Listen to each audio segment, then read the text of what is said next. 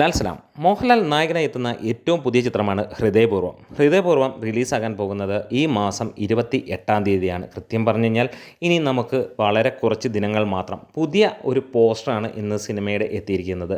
മാളവികയുടെ പിറന്നാൾ പ്രമാണിച്ച് ഇറക്കിയിരിക്കുന്ന പോസ്റ്ററാണ് ഹൃദയപൂർവ്വം. ആ ഒരു പോസ്റ്റർ കാണുമ്പോൾ നമുക്ക് തിയേറ്ററിലേക്ക് നമ്മളെ വല്ലാതെ അട്രാക്റ്റ് ചെയ്യുന്നു എന്ന് തന്നെ പറയാം. ഇതിനിടയിൽ ചാനൽ സബ്സ്ക്രൈബ് ചെയ്യുന്ന കാര്യം ഒന്ന് ഓർമ്മിപ്പിക്കുകയാണ്. എന്തായാലും കിടുക്കൻ പോസ്റ്ററുമായിട്ടാണ് എത്തിയിരിക്കുന്നത്. അത് ഇനിയും തീ എന്ന് തന്നെ നമുക്ക് പറയാം. ആ റേഞ്ചിലായിരിക്കും ഇനി കാര്യങ്ങളെല്ലാം നടന്നു പോകുന്നത്. അതെ, സമീപകാലത്ത് മോഹൻലാൽ സിനിമകൾക്ക് വലിയ രീതിയിലുള്ള പ്രമോഷനൊന്നുമില്ല. അതാണ് നമുക്ക് കാണാൻ കഴിഞ്ഞിട്ടുള്ളത്. കഴിഞ്ഞ 200 കോടി നേടിയ ചിത്രം.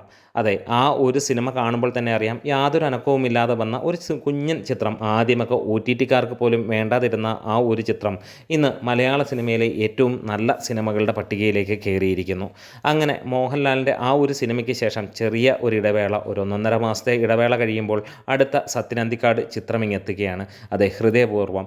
മോഹൻലാലും സത്യനന്തിക്കാടും ഒരുമിക്കുമ്പോൾ അത് മലയാളികൾക്ക് ഉത്സവം തന്നെയാണ്. ഈ ഒരു ഉത്സവം അതൊരു ഓണക്കാലത്ത് കൂടിയാകുമ്പോൾ അത് ഒന്നും പറയാനില്ല. ഹൃദയപൂർവ്വം നെഞ്ചിൽ ചേർത്ത് വെക്കാനുള്ള കാര്യങ്ങൾ തന്നെയാണ്. ഇന്നത്തെ ഈ ഒരു പോസ്റ്റർ കാണുമ്പോൾ നമുക്ക് വലിയ രീതിയിലുള്ള ഒരു പോസിറ്റീവ് വേ തന്നെയാണ് കാണുന്നത്. കാരണം അത് വല്ലാതെ അട്രാക്റ്റ് ചെയ്യുന്നു എന്നുള്ളതാണ്. എന്താണേലും മാളവികയുടെ പിറന്നാളും ഈ ഒരു പോസ്റ്ററും കൂടെ എത്തുമ്പോൾ, മാളവിക മോഹൻ്റെ ആ ഒരു പോസ്റ്റർ നമുക്ക് കാണുമ്പോൾ, മോഹൻലാലും ഒന്നിച്ചുള്ള ആ ഒരു പോസ്റ്റർ വല്ലാതെ നമ്മളെ ഇഷ്ടപ്പെടുത്തുകയാണ്.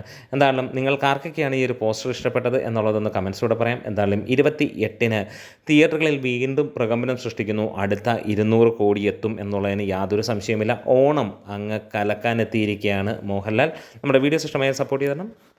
ലാൽ സലാം.